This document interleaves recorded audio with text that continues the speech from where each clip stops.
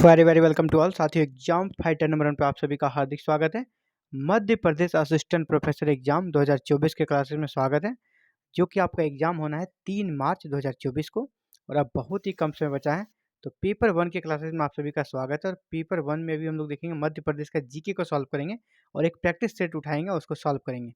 और यहाँ पर हम लोग मोस्ट रिपीटेड एमसीक्यू को लेकर आए हुए हैं, जो कि अक्सर एग्जाम्स में रिपीट होते हैं।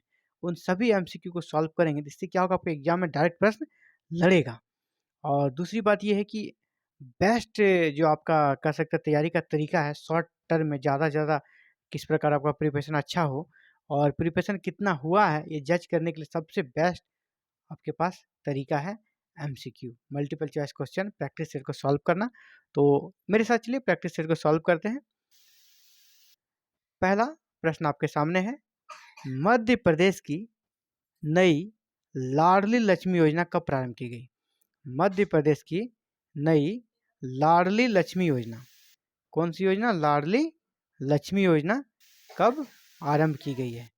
लाडली लक्ष्मी योजना 1 अप्रैल 2006, 1 अप्रैल 2007, 27 सितंबर 2008 या फिर 1 सितंबर 2008। तो मध्य प्रदेश में जो आपका लक्ष्मी लाडली योजना है, इसका आरंभ हुआ था 1 अप्रैल 2007 को। तो बी नंबर आपका राइट आंसर बनेगा। नेक्स्ट, राष्ट्रीय श्रम विकास योजना, राष्ट्रीय श्रम विकास योजना के अंतर्गत मध्य प्रदेश में के कितने जिले शामिल किए गए हैं?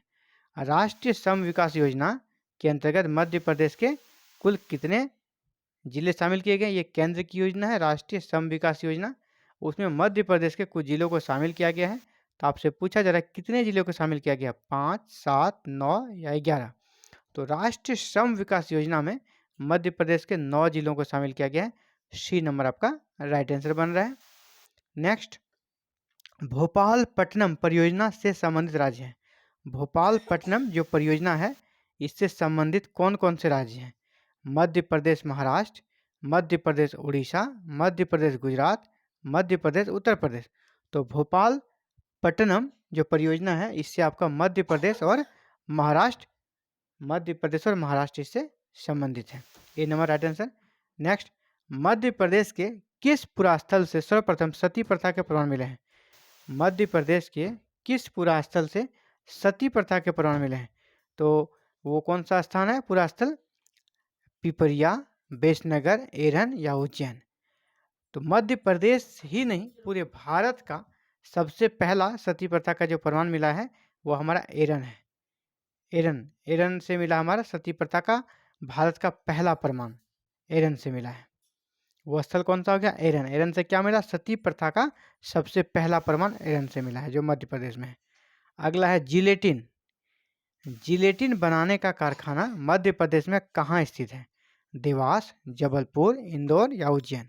तो जिलेटिन बनाने का कारखाना आपका जबलपुर में है। बी नंबर आपका राइट आंसर है।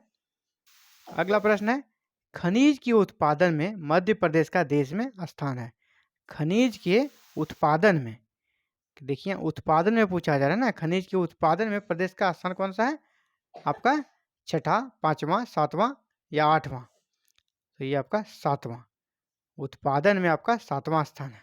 सी नंबर। पंचमढ़ी का राष्ट्रीय उद्यान निम्नलिखित किस नाम से जाना जाता है? पंचमढ़ी का जो राष्ट्रीय उद्यान है, इसको अन्य किस नाम से जाना जाता है?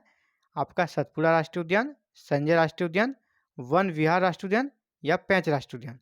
तो पंचमढ़ी का जो राष्ट्रीय उद्यान है, इसका दूसरा नाम है सतपुड़ा राष्ट्रीय उद्यान। इसको सतपुड़ा राष्ट्रीय उद्यान के नाम से भी जाना जाता है। आगे बढ़ते हैं। मध्य प्रदेश में माखनलाल चतुर्वेदी राष्ट्रीय पत्रकारिता विश्वविद्यालय की स्थापना कब हुई थी? मध्य प्रदेश में माखनलाल चतुर्वेदी राष्ट्रीय पत्रकारिता विश्वविद्यालय की स्थापना कब हुई थी?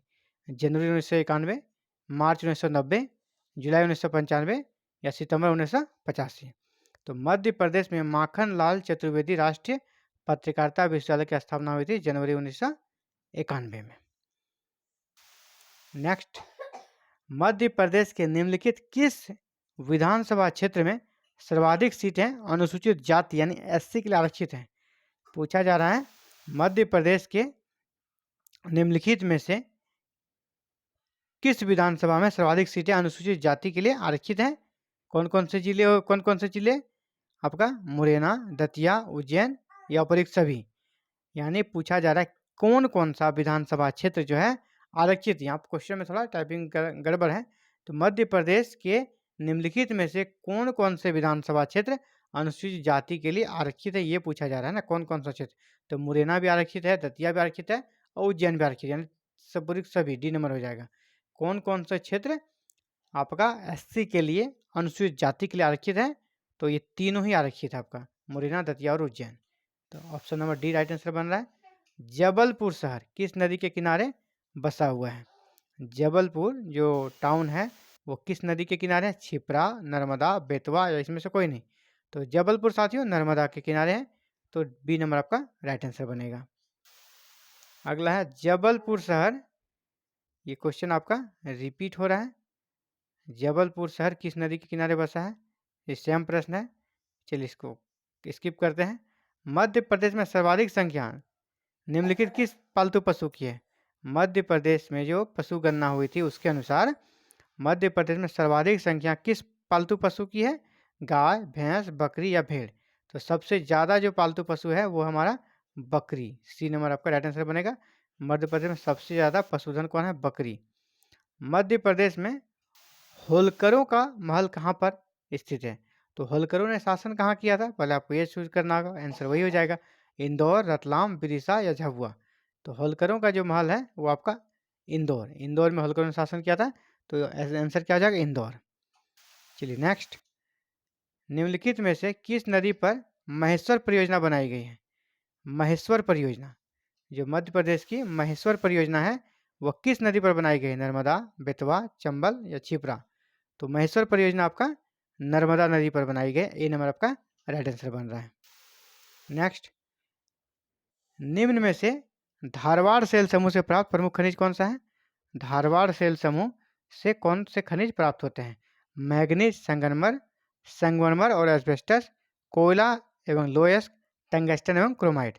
तो धारवाड़ सेल समूह से आपका मैग्नीज और संगमरमर मिलता है, ए नंबर आपका राइट आंसर बनेगा। धारवाड़ सेल समूह से क्या मिलता है? मैग्नीज और संगमरमर। नेक्स्ट, महाभारत युद्ध में मध्य प्रदेश के किन महाजनपदों ने पांडवों की ओर से युद्ध किया था? महाभारत का जो युद्ध हुआ था उसमें मध्य प्रदेश के जो महाजनपद थे मध्य प्रदेश क्षेत्र में, उन्हें पांडवों की तरफ से युद्ध किया था। तो कौन कौन से थे? वत्स इसने भी किया था, काशी में ने भी मिला था और दसार। इन तीनों महाजनपदों ने पांडवों की तरफ से युद्ध में भाग लिया था, यानी ऑप्शन क्या हो जाएगा? डी, उपर्युक्त सभी। वत्स, काशी और दसार ये सभी पांडवों की तरफ से महाभारत के युद्ध में लड़े थे और कौरवों के खिलाफ इन्होंने युद्ध में भाग लिया था।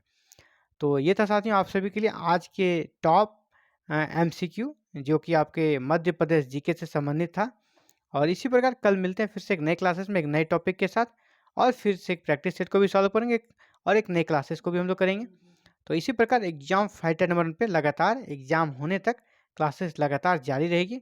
और आप भी चाहते हैं कि एमपी असिस्टेंट प्रोफेसर पेपर 1 में ज़्यादा से ज़्यादा स्कोर करें, तो आप हमारे साथ जुड़कर प्रिपरेशन कर सकते हैं। और हमारे साथ जुड़कर प्रिपरेशन करने के लिए आपसे कोई फीस, कोई पेमेंट नहीं लिया जा रहा है। आप 0 फी पे अपने प्रिपरेशन को कर सकते हैं। और इसके लिए आपको करना है कि चैनल को सब्सक्राइब, बेल आइकन को प्रेस और ऑल बटन को क्लिक कर लें, ताकि क्लासेस की वीडियो अपलोड होते ही आप तक नोटिफिकेशन मिले, आपको सूचना मिले, आप क्लासेस को देख सकें, अपनी तैयारी को इंप्रूव कर सकें। Thank you very very much for watching this video and connecting the exam fighter number 1।